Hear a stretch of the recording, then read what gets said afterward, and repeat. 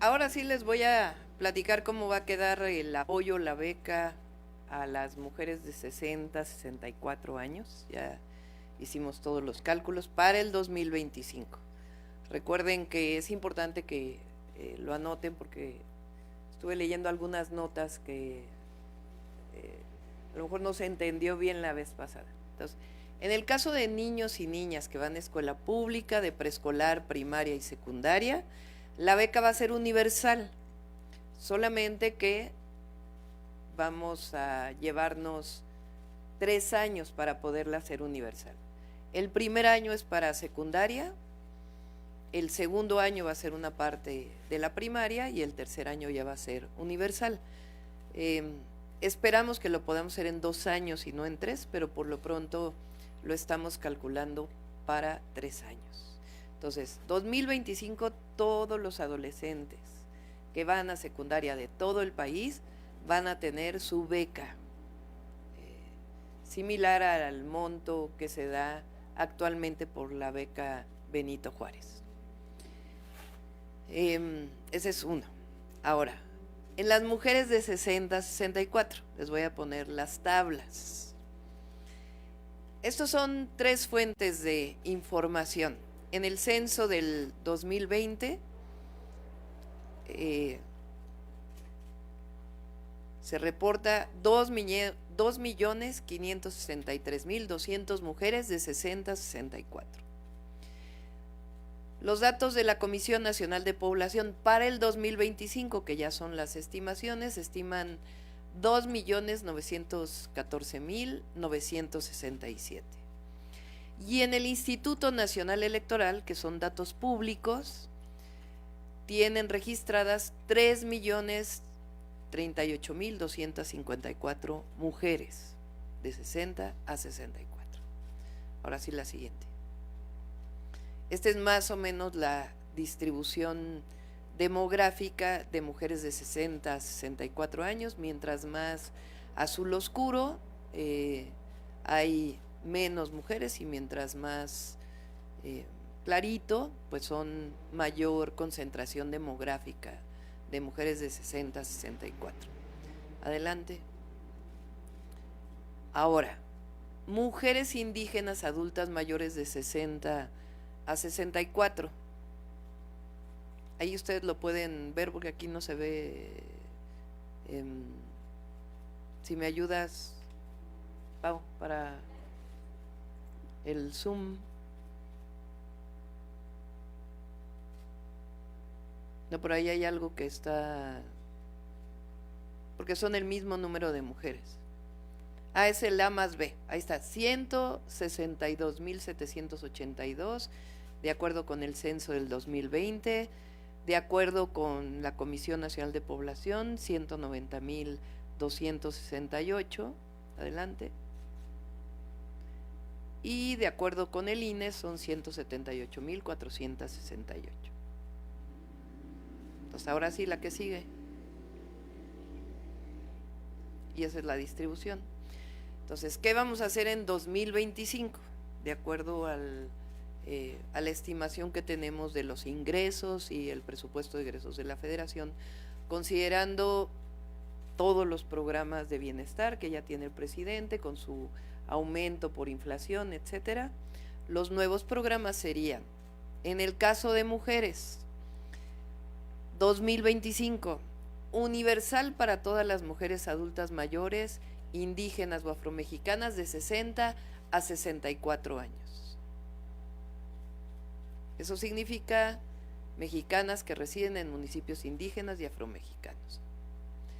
Y por otro lado, tomamos la decisión de que para que sea universal también y no sea por situación económica, lo vamos a dar por edad. Entonces, en el 2025 van a recibir su apoyo las mujeres de 63 y 64 años.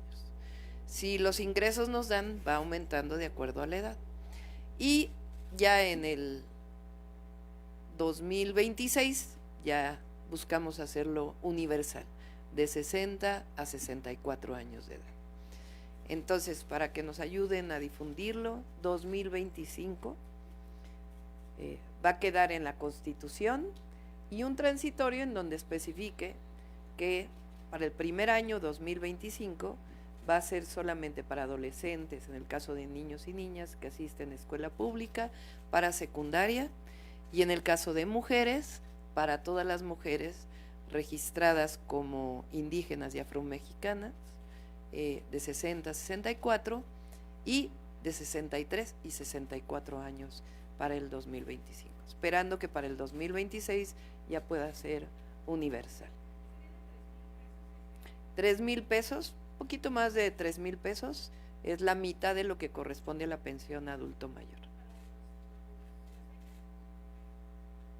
Las becas, ahora les doy en el monto, en si mal no me equivoco, están actualmente, se da por familia la beca Benito Juárez. Entonces es independiente de si tienes un hijo, 2 hijos, 3 hijos en el nivel escolar, es la familia.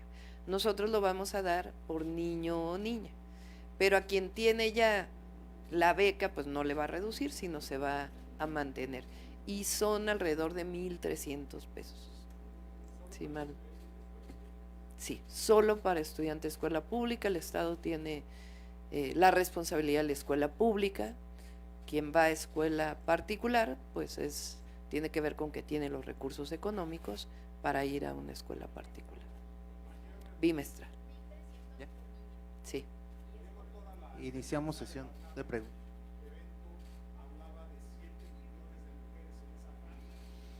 No, son 3 millones. A ver, regresa al número, por favor. Ponemos los 3 datos, el anterior, el primero. Los 3 datos porque el censo pues es para el 2020 y nosotros estamos hablando ya del 2025.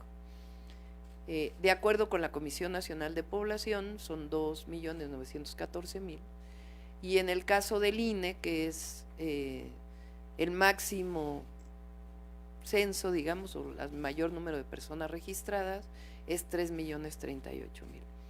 Eso significa que de 63 a 64, ahí está el dato, estarían recibiendo 1,141,254 mujeres su apoyo en el 2025.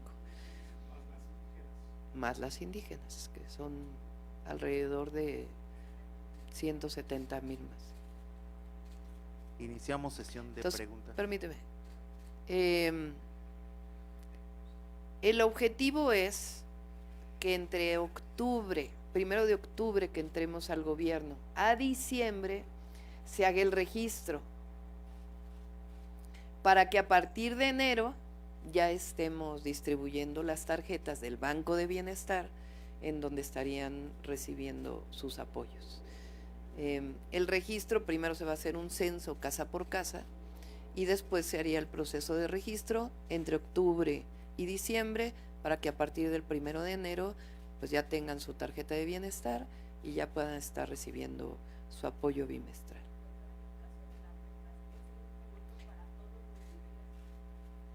Sí. 1 de octubre. Sí. Bienestar, exactamente.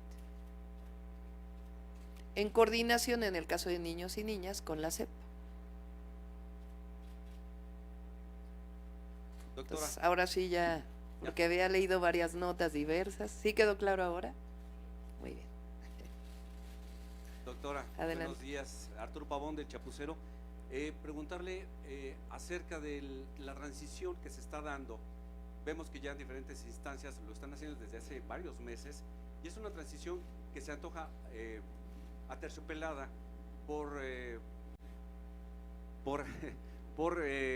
pues vaya, venimos con la misma transformación.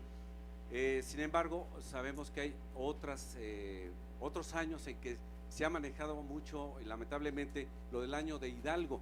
¿Usted tiene alguna notificación de que en las que se están llevando a cabo ahorita haya ese tipo de situación?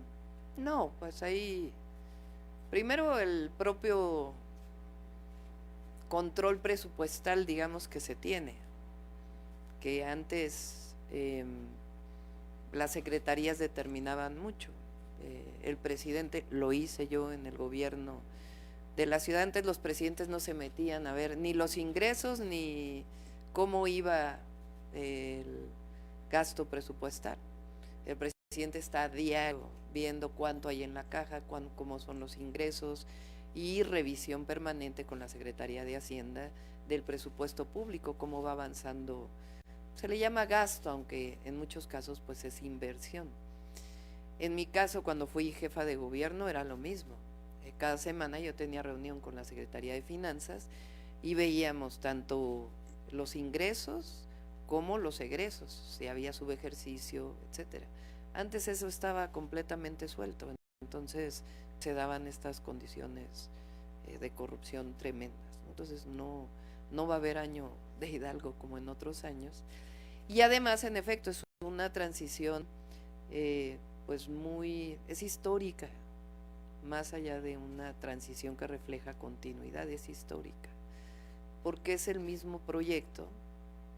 Por supuesto nos va a tocar un periodo distinto y además también áreas en donde nosotros le vamos a dar una importancia especial debido pues a cada uno de nuestros orígenes, pero la esencia del proyecto se mantiene y eso pues es muy bueno, porque incluso en las épocas donde el PRI ganaba todo, llegaba un nuevo gobierno y dejaba tirado lo anterior. Yo recuerdo que se decía es que debería de haber proyectos que fueran transeccionales, porque cada 6 años se cambia todo. Y ahora pues vamos a dar continuidad a muchos proyectos por convicción y además porque así lo decidió la gente. En este caso, la transición, usted va a recibir una excelente administración, eso no cabe duda, pero así como va a recibir una excelente administración y buenas noticias, también va a heredar tal vez conflictos que no se hayan podido ya paliar. Por ejemplo, en el caso que ahorita está en ebullición, que es el del sindicato, la elección del sindicato de los trabajadores petroleros de la República Mexicana, y ahí se está dando caso misógino, donde una contendiente que la vez anterior participó y bueno, pues la hicieron a un lado con algunas estrategias pues burlonas, ahora están tratando de hacer lo mismo. Ahora que es tiempo de mujeres, hay manera de poder, digamos, no dar la orden de que ella quede, pero sí apoyar a lo mejor su plataforma. Yo creo que el gobierno no debe meterse a los procesos internos sindicales ahora. Si hay un asunto de misoginia o alguna falta, pues evidentemente ahí está la Secretaría del Trabajo, el tribunal, en el caso de todos los trabajadores del apartado B, en el caso de trabajadores del Estado. En ese caso, pues sí, tienen que participar las instancias correspondientes para garantizar que haya equidad en la elección. Pero no es como antes. No creo que deba ser así. De hecho, está en la ley que ahora, pues además el voto es secreto, ya no es como era antes a mano alzada por los delegados, sino es el voto secreto y directo a partir de los trabajadores y trabajadoras de Pemex o de un sindicato perteneciente a una empresa privada. Y así debe ser, pues debe haber libertad sindical. ¿Cuántos años no se exigió por parte de los trabajadores en contra de lo que se llamaba el charrismo sindical, en donde a los trabajadores que querían un liderazgo independiente, pues había represión? Caso de los maestros, caso del SUTERM. El otro día el presidente habló del caso del movimiento aquel del SUTERM, y muchos otros casos en donde había represión en caso de que la gran mayoría de los trabajadores quisiera un líder sindical distinto o a una líder sindical distinta. Entonces yo creo que hay que seguir trabajando por la democracia sindical y que el gobierno no participe como ha sido hasta ahora, y las instancias correspondientes dar las condiciones para que sea en efecto transparente, equitativo y que no haya condiciones de desigualdad o de coacción o coerción al voto.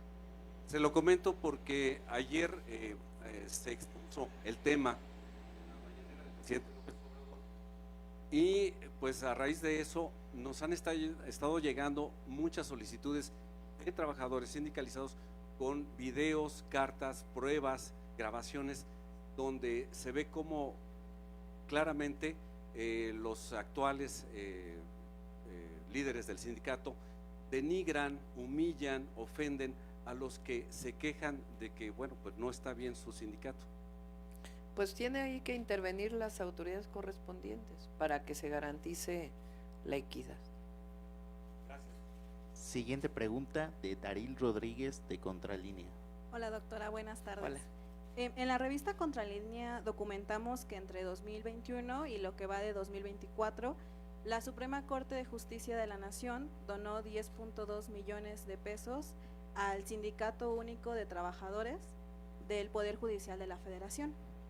Esta organización gremial pues se opone sistemáticamente a la reforma e incluso pues ha sido parte de la campaña que busca engañar a los trabajadores del Poder Judicial que entran pues en riesgo de sus derechos laborales, o ese es su argumento. Consultarle su opinión sobre estas entregas de dinero pues del erario y del pueblo al sindicato. Eso en una primera parte. Yo tengo una… El sindicato, o bueno, la dirigencia sindical, no el sindicato, porque hay que ser muy claros, del Poder Judicial, mi interpretación es que no necesariamente se opone a la reforma que estamos planteando. Lo que mantienen es que no se afecten los derechos laborales. Y en ese caso, pues, como lo hemos dicho hasta ahora, y el otro día que estuvimos platicando con Nacho Mier, con nuestros coordinadores parlamentarios, pues es muy importante que haya ese diálogo con la dirigencia sindical y las y los trabajadores del Poder Judicial, para que quede claro, que quede por escrito, que quede mucha transparencia en que no van a ser afectados los derechos laborales de los trabajadores. Incluso ellos, trabajadores, que un secretario de un juzgado, que nunca tienen posibilidad de ser juez, porque normalmente los jueces son designados por favoritismos. El otro día les decía, hay que hacer un estudio de los apellidos de los jueces, de los magistrados, porque hay mucho nepotismo y muchas recomendaciones. Esta idea de que la carrera judicial es transparente, y pues no es cierto. Y los propios trabajadores del Poder Judicial lo saben. Entonces muchos de quienes participan en los juzgados pueden participar ahora en una elección para ser jueces. Antes no, porque esa carrera judicial en realidad pues está sesgada a la hora de definir a los jueces o a los magistrados. Entonces, que quede claro para ellos de que los derechos laborales. Ahora, que se transparenten también los recursos, pues es como el caso de los fideicomisos que están ahí, que claramente esos fideicomisos no tienen nada que ver con los derechos laborales, y que es dinero guardado. Igual si está este caso de los 10 millones, pues tienen que transparentarse en qué se usaron y por qué esta transferencia que se hizo. En una segunda pregunta, también Contralínea pues reveló que hay resoluciones de jueces y magistrados que han favorecido con liberaciones y amparos a presuntos delincuentes, principalmente del cártel Jalisco Nueva Generación y en una segunda instancia al cártel de Sinaloa. Hace unos días, igual la ministra presidenta Norma Piña llamó a un diálogo que se pusiera en el centro a las víctimas, pero pues el Poder Judicial en estos casos, cuando libera a estos generadores de violencia, pues no pone en el centro a las víctimas. Preguntarle su opinión al respecto y también qué mecanismos ha contemplado para garantizar el acceso a la justicia en el país. Pues es esta doble discurso, doble moral que tiene mucho nuestros adversarios. Entonces, que expliquen estas liberaciones, a ver, que explique la presidenta de la Suprema Corte estas liberaciones de las que habla, y muchas otras, los famosos sabadazos que se dan, a ver que se explique. En el caso incluso de delincuencia organizada, ya déjense de delincuencia de cuello blanco, delincuencia del fuero común, que también existe. ¿Por qué no explican esos casos? Entonces, es por un lado una cosa y por el otro es como cuando pide ahora diálogo la presidenta de la Suprema Corte con el presidente de la República o con su servidora. No que había autoritarismo o en efecto, ¿por qué no explica? Lo dijimos en su momento, todavía estábamos en campaña, la reunión que tuvo con el presidente del PRI en la casa de un magistrado, de un ministro de la Suprema Corte. O por qué no explica aquellos chats que sacó Alejandro Armenta en su momento. Entonces entonces ahora sí están del lado de las víctimas. Por eso ayer lo comentaba con los legisladores de Estados Unidos que vinieron.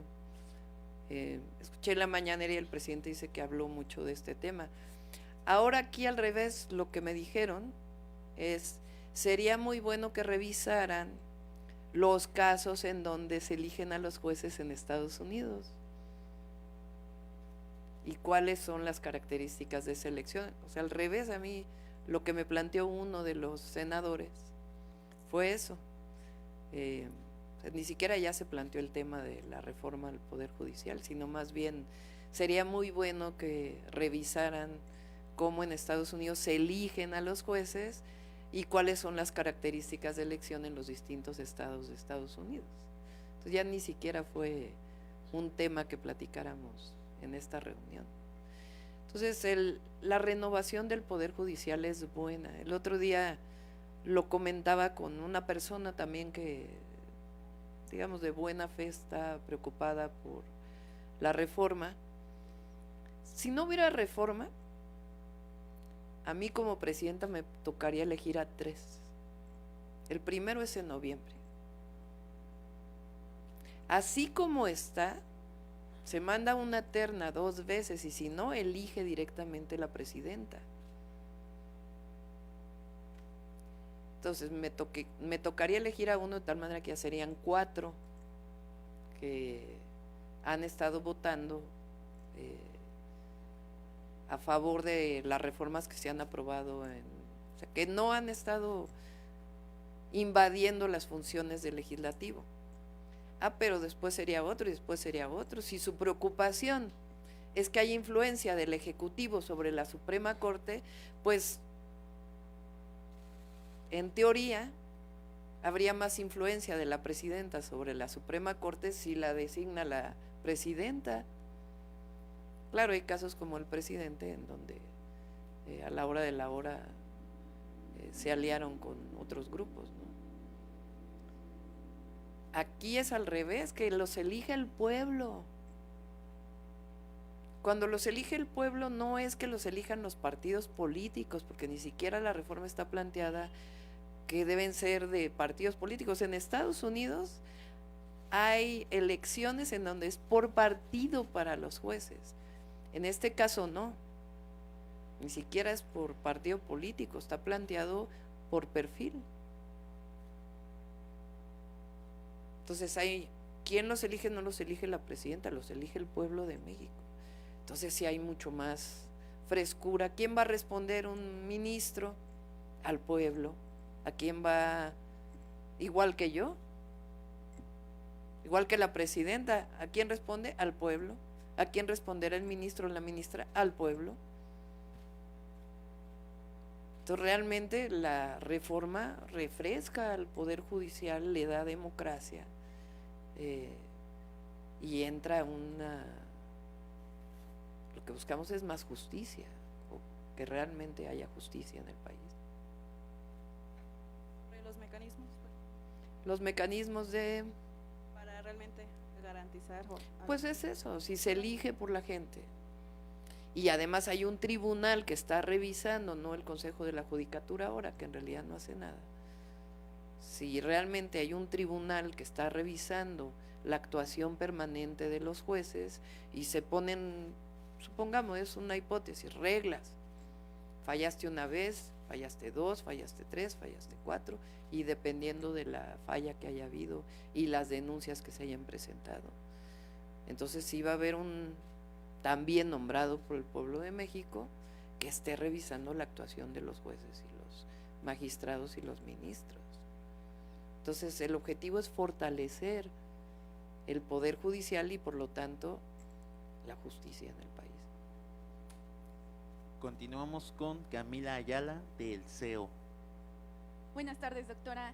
Una precisión, consultarla. Nos estaba presentando el número de población objetivo a apoyar y mencionaba los 3,000 pesos de apoyo y los 1,300 pesos para los jóvenes.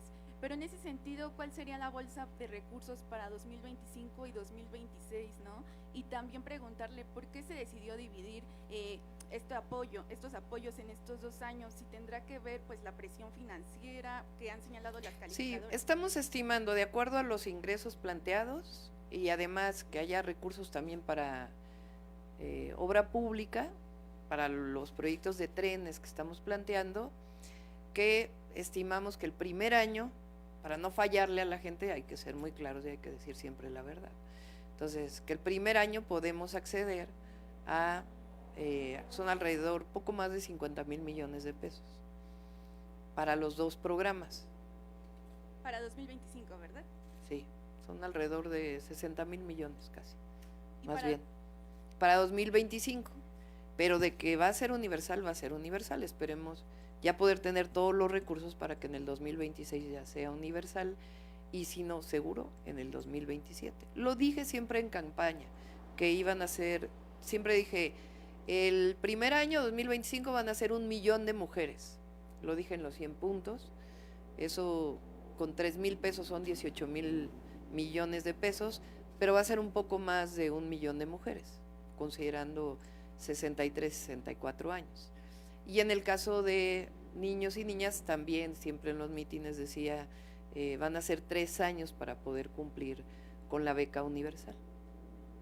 Doctora, y por otro lado, también preguntarle, si me lo permite, la situación con el Plan Sonora, ¿no? Hace unos días a nivel internacional, pues se dio a conocer que hay una disputa con la empresa Gangen Lithium contra México en materia de litio que hay en Sonora. Me gustaría preguntarle qué postura tiene, si está preocupada o hay preocupación de que los chinos se puedan quedar con el litio de Sonora y si no peligraría entonces el proyecto de transición energética, la relocalización, si pudiera conocer pues más a fondo. Nosotros vamos a mantener esta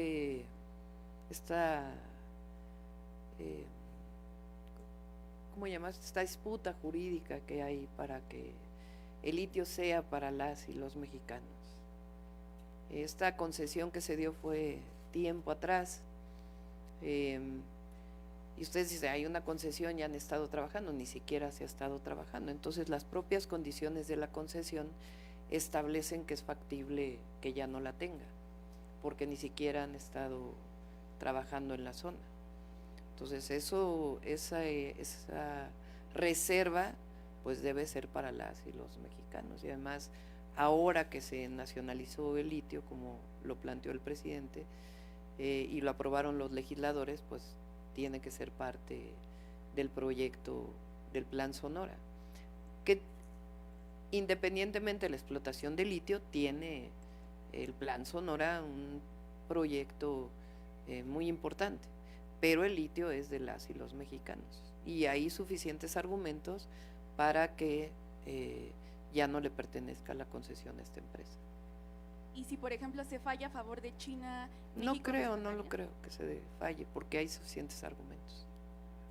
Doctora, y también otro tema igual sobre pues finanzas, economía, también me gustaría preguntarle qué piensa hacer para el sector bursátil en México y pues lograr que las empresas quieran listarse en el mercado de capitales de la Bolsa de Valores del país, ya que vemos que pues atraviesa una sequía de casi 7 años y donde el mercado bursátil pues no representa el tamaño de la economía mexicana.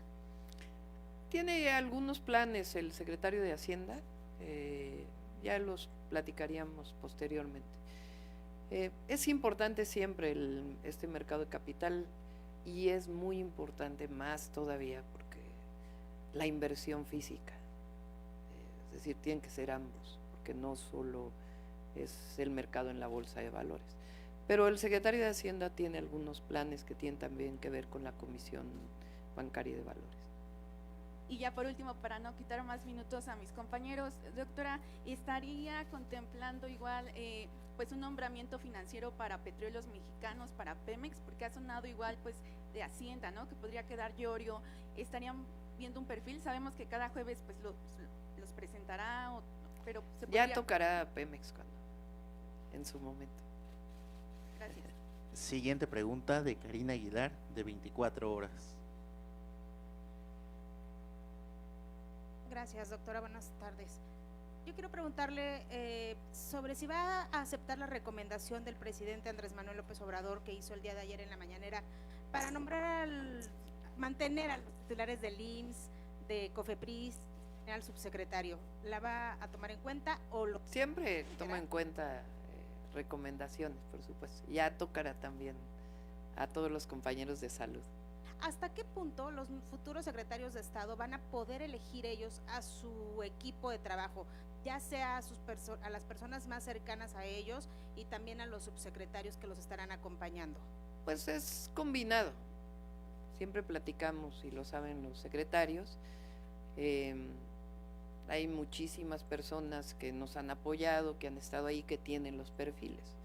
Entonces siempre se platica con los secretarios. ¿Pero sí van a poder ellos elegir a su gente más cercana? Sí, pero tenemos que platicarlo juntos. No es solamente... Este es un proyecto, no son personas aisladas. Por supuesto que la cabeza de la secretaría pues tiene que tener la coordinación con su equipo. Pero este es un proyecto en donde participamos todos, no es secretarías aisladas que cada una define su proyecto. En el caso de SADER, por ejemplo, pues con Julio Verdeguer estamos trabajando el proyecto para el sector agropecuario en nuestro país, incluido también precios, distribución, Segalmex, etcétera, que está vinculado con la Secretaría de Agricultura y Desarrollo Rural. En el caso de energía, por ejemplo, hoy tuvimos una reunión en la mañana, estamos haciendo la planeación del sector energético para los próximos 20 años, estamos trabajando en ello. Entonces, pues los perfiles tienen que ver con este trabajo conjunto y el proyecto que se está haciendo. Y también comentarle, está subiendo el tema de COVID, otra vez los contagios en Estados Unidos y en México también ya aunque no es alarmante, dicen que sí se está subiendo el número de contagios. ¿Usted está pensando, están teniendo en el proyecto de presupuesto, están contemplando recursos para adquirir más vacunas contra COVID-19 para aplicarlas en este próximo invierno? Está trabajando el secretario de Salud que nombré, el doctor David Kersenovich, el tema en general de vacunas y la adquisición que se está haciendo, que no solo si fuera el caso COVID, pero lo tienen que determinar ellos en función pues del conocimiento en salud y si es necesario o no. Y por mi parte, por último, preguntarle si usted tomará alguna medida extra para evitar contagio de COVID. No, hasta el momento no, no lo he considerado. Gracias. Última pregunta de María Julia Castañeda, de Agencia F. Hola, buen día, doctora, por acá. Yo quisiera retomar un poco el tema de ayer. Me parece que este programa para mujeres mayores es un indicio de lo que será pues el gobierno de la primera mujer presidenta en México. En ese sentido, le quería preguntar sobre la reforma que también mencionaba ayer para erradicar la violencia contra las mujeres. Si sigue en marcha, enviarla al Congreso en su primer día de gobierno, como comentaba en campaña, y pues en qué consistiría la reforma. Sí, son varias reformas que estamos planteando, algunas constitucionales y algunas en términos legislativos. Algunas tienen que ver con ustedes saben que hay códigos penales locales y el Código Penal Federal. A nosotros nos dio mucho resultado en la ciudad la ley del agresor sale de casa, que está en el Código Penal de la ciudad y en la ley de igualdad de las mujeres. El otro día platicaba con Ernestina Godoy de que sería muy bueno que todas las fiscalías de todos los estados tuvieran una fiscalía para el asunto de feminicidios, que dio muchos resultados en la ciudad. Entonces, a nivel constitucional yo planteé dos temas. Uno, está en el cuarto constitucional la igualdad entre hombres y mujeres, pero hay que redactarlo en términos de la igualdad sustantiva y la no discriminación. Y por otro lado, también llevar a nivel constitucional el asunto de la violencia contra las mujeres, que me parece que es de la máxima atención que tenemos que tener. Y de ahí una serie de leyes secundarias que buscaríamos que algunas fueran generales, es decir, que impactaran a todo el país, y otras pues que fueran de carácter federal. Pero sí, el tema de las mujeres va a ser tema, pues no puede ser que la primera mujer presidente solamente sea, o presidenta solamente sea un símbolo, tenemos que avanzar mucho más. Bien, ¿y lo enviaría entonces en su primer día de gobierno al Sí, Congreso? lo enviaríamos el primero. Por otro lado, hay quienes comentan que no son tiempos para las mujeres de salir solas en la calle, como la fiscal de Baja California que recomendaba a las jóvenes no viajar solas en taxi a raíz de un reciente caso de feminicidio en Mexicali. ¿Qué opinión tiene al respecto, doctora? Pues no es un asunto de victimizar a la víctima, ¿no? Siempre se pueden hacer recomendaciones, ¿no? Pero yo creo que tiene que haber una responsabilidad para que las mujeres seamos libres y tengamos autonomía. Nosotros hicimos varios mecanismos que, si bien no funcionan al 100%, pero protegen a una mujer. Por ejemplo, en la aplicación de la Ciudad de México está que uno puede, así como en el WhatsApp uno puede poner que lo sigan, o en el Google Maps, no sé cuál es, que lo sigan a uno en tiempo real. Hay una aplicación especial para una mujer que viaja en un taxi, que viaja sola en algún lugar, para poder decir, voy en este taxi y esta es mi ubicación actual. Mecanismos que le dan cierta seguridad a las mujeres. Nosotros tenemos que avanzar en la garantía. No es de un día a otro, pero tenemos que avanzar en la garantía. Yo por eso he dicho que en el caso de la seguridad y en el caso de la seguridad para las mujeres son los dos grandes temas. Por un lado, lo preventivo, que tiene que ver desde la educación, la cultura y todas las acciones de prevención para las mujeres. Y por otro lado, la cero impunidad. Que feminicidio que se cometa, feminicidio que sea sancionado. Porque en la medida que haya impunidad, pues entonces, en todos los delitos, pero en particular, es un delito grave que haya la muerte de una mujer por el solo hecho de ser mujer. O de que aún haya fiscales que cataloguen como suicidio un feminicidio cuando hay pruebas suficientes. Por eso esto que hicimos en la ciudad de que una muerte violenta por mujer primero se cataloga como feminicidio y en todo caso después en la investigación se ve si no fue feminicidio. Feminicidio quiere decir que la muerte o el asesinato de la mujer es por el hecho de ser mujer. A lo mejor puede haber otro caso en donde estuvo involucrada en un asunto de delincuencia, de otra cosa, y participó una mujer, es distinto.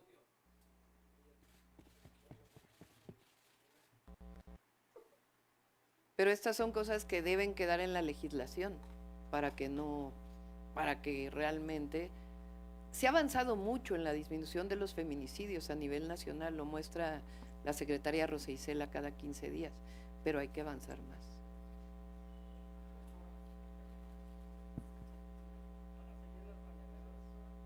Rápidamente, si me permite, doctora, considerando pues esta plataforma que ha presentado en los últimos días donde señala que pues no llega sola, llegamos todas, es tiempo de mujeres y pues la agenda de las mujeres que ha dicho que va a atender, ¿Podríamos decir que pues el gobierno de la primera mujer presidenta en México sería feminista? ¿Usted se considera feminista? Sí. Ahora, lo he dicho siempre, es transformación y es mujer. Es transformación y es feminismo. Porque cuando decimos por el bien de todos, primero los pobres, también decimos por el bien de todos y de todas, primero las pobres. Que a veces las mujeres en condiciones de pobreza sufren más que los hombres. No es que haya categorías, pero a veces está muy documentado, por ejemplo, que cuando la alimentación es poca, a veces somos las mujeres las que reciben la última parte de la alimentación. Entonces, tiene que ver también una parte de justicia social, porque a veces el feminismo se ve sin la otra parte de la justicia social. Entonces, por eso nosotros hablamos siempre de feminismo social, de que va junto la transformación y la justicia para las mujeres, que estamos en contra de cualquier forma de discriminación. El pueblo de México hoy está empoderado, entre otras cosas, porque se ha luchado en contra de la discriminación histórica que estaba escondida debajo de la alfombra. El clasismo, el racismo y el machismo. Entonces, es transformación y también es mujer. Muchas gracias. Estamos, va a haber una información diaria. Estamos revisando el horario. Finalizamos conferencia de Estamos prensa. revisando Gracias, el horario. compañeros. Este fin de semana, por ahí lo tienen, ¿verdad? La agenda, a ver si la traen por ahí. Zacatecas, Michoacán, no sé si es seguro. ¿Ya? A ver cuál es. Es que ayer lo cambiaron en la noche y no he tenido tiempo de revisarlo. Zacatecas, San Luis, Guanajuato y Querétaro.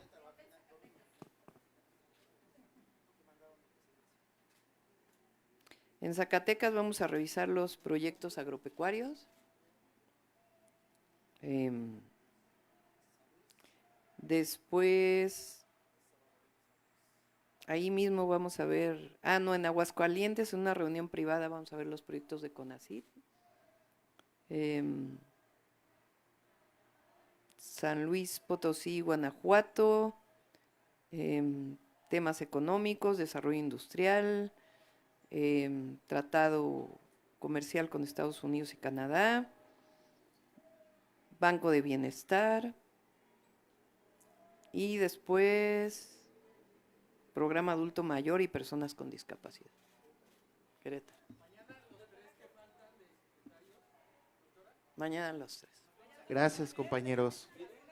Mide, ¿verdad? ¿O aquí? En el Mide. Sí, claro que sí. Va a ser mitad mujer, mitad hombre. De todo el gabinete, obviamente, son 3 los que nos faltan. Sí.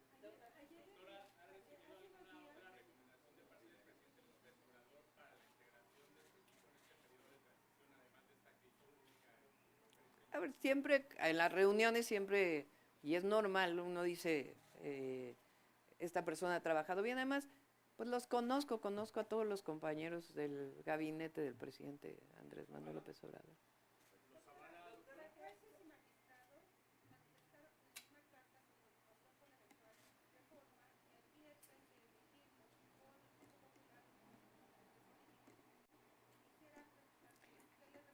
¿Advierte qué?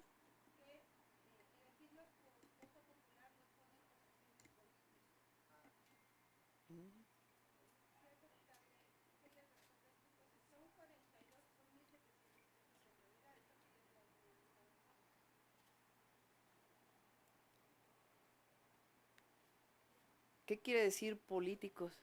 Habría que preguntarles primero, ¿no? Porque pues sí. O sea, ¿por qué ¿Qué quiere decir políticos? Si quiere decir partidarios, están equivocados. Que es distinto un ser político a un político que pertenece a un partido político, que se ha dedicado a la política, que... Entonces primero habrá que preguntarles a qué se refieren con ello. Y segundo, si es partidario o no. No se eligen por partido político. A ver, ¿por qué no nos platican ellos? Vamos a preguntarles, ¿no? ¿Qué opinan de la reforma de Zedillo? A ver, que nos digan los de la Suprema Corte de Justicia de la Nación. ¿Qué opinan de la reforma que hizo Zedillo? Que se fueron todos los de la Suprema Corte y se nombraron nuevos, elegidos por el entonces presidente Zedillo. ¿Qué opinan de esa reforma? ¿O no opinan porque todos se fueron con su pensión de no sé cuántos millones?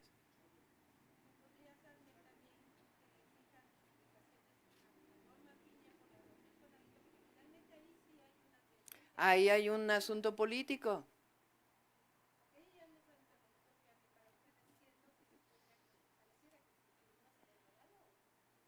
A ver, ¿por qué la presidenta de la Suprema Corte, en la primera reunión que tiene con el presidente de la República, invitada por el presidente de la República, aquel 5 de febrero, no se levanta? ¿Por qué no nombra al presidente en su discurso? Porque es un asunto de poderes, de reconocimiento de la investidura presidencial. ¿Por qué no se levantó? ¿Que no es un asunto político? ¿O sus chats, que no son políticos?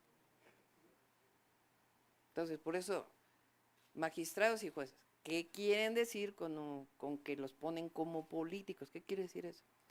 Si se refieren a que pertenece a un partido político, no van a ser elecciones por partidos, van a ser elecciones de personas.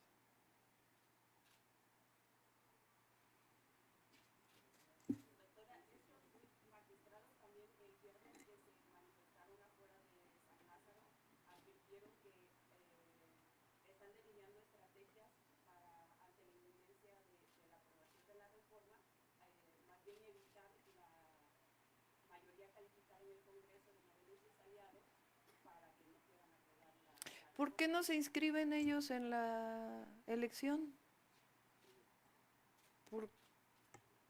Si son muy buenos jueces, si son muy buenos magistrados, pues que se inscriban en la elección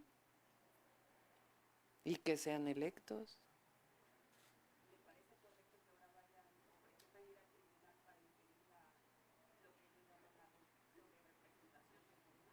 Lo explicó hoy muy bien la secretaria de Gobernación en la mañanera, es constitucional. La supuesta sobrerepresentación es porque quieren hacerlo por coalición, cuando la Constitución habla claramente de que los plurinominales son definidos por partido político. Entonces ahí no hay, ni siquiera está sujeto a interpretación, es la Constitución. Entonces, pues claro, habrá resistencias y demás, pero yo les sugiero muy respetuosamente que se inscriban. Le va a dar mucha fuerza a un juez o a un magistrado o a un ministro ser electo por el pueblo de México o electa por el pueblo de México. Finalizamos conferencia. Gracias. Muchas gracias.